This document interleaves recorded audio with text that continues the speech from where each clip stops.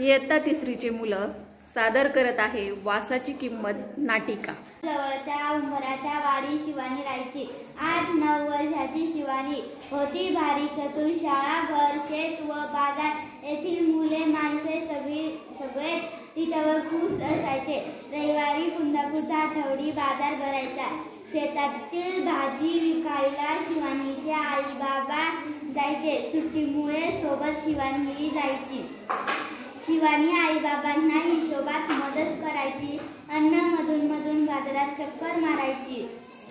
भजी किंवा भेळ खाणे हा तिचा आवडता उद्योग। एका रविवारी अशीच फिरत शिवानी बाजारातल्या मिठाईच्या दुकानापाशी आली। मिठाई पाहत ती सहज उभी होती। ए मुली, चल पैसे काढ। कसले पैसे? तू मिठाईच्या दुकानापाशी माझ्या मिठाईचा वास घेतेस, त्याचे वासाचे पैसे। अगं पण मिठाईचा वास तरी काय वासाचे पैसे द्यायचे? तुला देवा